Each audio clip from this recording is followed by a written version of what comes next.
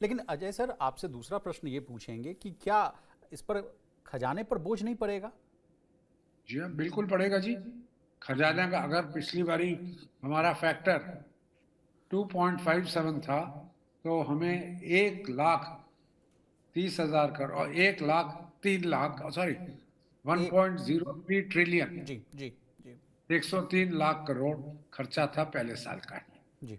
तो जो थोड़ा थोड़ा हमने एरियर्स भी 2-4 महीने के शायद देने थे, पर इस साल बढ़ जाएगा, फैक्टर भी बढ़ जाएगा। 2.8 होता है या 3 होता है, 2.57 पे इतना था। थोड़े एम्प्लॉयज भी बढ़े हैं, पेंशनर्स भी बढ़े हैं, जरूर होगा। उसके ऊपर तो कोई दो मत नहीं हो सकता।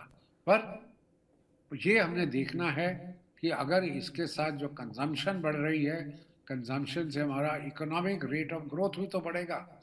कि अगर आज रुका हुआ है क्योंकि प्राइवेट सेक्टर इन्वेस्ट नहीं कर रहा क्योंकि देश में डिमांड कम है, इससे डिमांड अगर चीज़ों की, वस्तुओं की, सेवाओं की बढ़ती है, तो प्राइवेट सेक्टर इन्वेस्ट करेगा। उससे जीडीपी ग्रोथ जो 5% पे आ गया, 5.5% पे आ गया, वो 6.5 हो सकता है, और उससे ज़्यादा हो।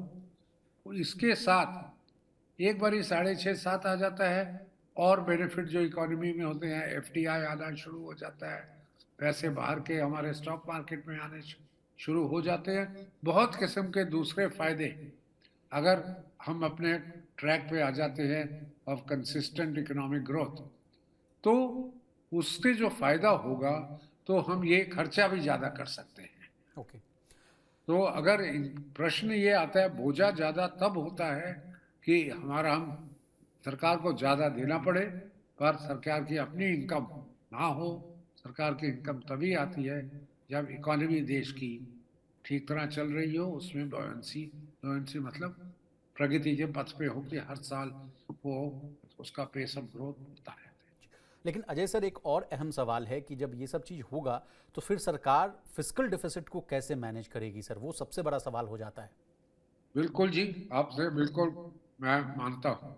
पर फिजिकल डेफिसिट भी देखिए, हमने कहा है कि हमारा फिजिकल डेफिसिट 3% होना चाहिए, 20 साल पहले कहा था।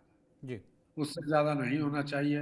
हमने कानून भी बनाया, तब से 21 साल हो गए वो कानून, या 22 साल हो गए, हमने हर साल वो डेफर डेफर किया है कि अगले 5 साल के बाद 3% पे आएगा, अभी थोड़ा सा कम होता रहे।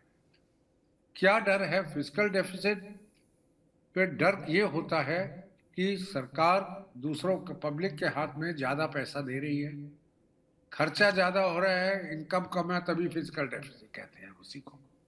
तो अगर उसके साथ जो मैं अभी कह रहा था कि ग्रोथ बढ़ती रहे, अगर ग्रोथ बढ़ती है, उसके साथ supply of goods and services भी बढ़ता है, वो 3% का तब रेलेवेंस है कि अगर आपका rate of growth 4%, 5% per annum रहे, तो 3% के ऊपर सरकार कहती है, या जो भी हमारे विद्वान लोग थे, उसके बाद सरकार उसका उसका असर इन्फ्लेशन पे हो जाता है, महंगाई पे हो जाता है।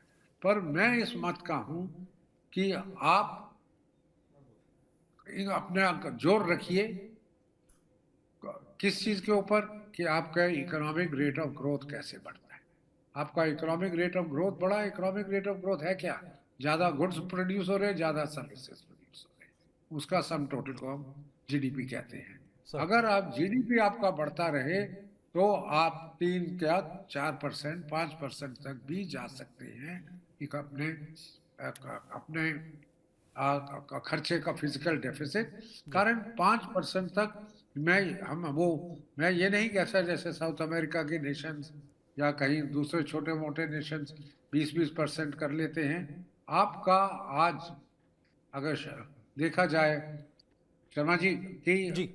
हमारा जो जीडीपी और एक्सटर्नल डेट है, सर। वो बहुत, जो प्रगतिशील देश है उनकी तुलना में है, जो प्रगति कर चुके हैं उनका हमसे बहुत ज्यादा है। जापान 150% ऑफ जीडीपी, हम अभी भी 60 और 60-70% की रेंज में रहते हैं। हमारे में क्षमता है कि हम फिजिकल डेफिसिट अगर नहीं बढ़ाना चाहते, हम बोरो कर सकते हैं, मार्केट से पैसा ले सकते हैं, विदेश से भी, देश के अंदर भी, कारण उसमें भी गुंजाइश है। मैं तो चाहूंगा कि जो पैटर्न सेंटर में किया जा रहा है वो स्टेट्स में भी किया जाए, कारण हमारी स्टेट्स अगर प्रगति करेंगी, उनका रेट ऑफ ग्रोथ क्या होगा, तभी देश का, पर वो देश का रेट ऑफ ग्रोथ क्या है, सबका सम टोटल, हमारे 28 स्टेट्स में क्या हो रहा है, 5-6 यूनियन टेरिटरीज में क्या हो रहा है, उनको भी खर्चा करने दिया जाए।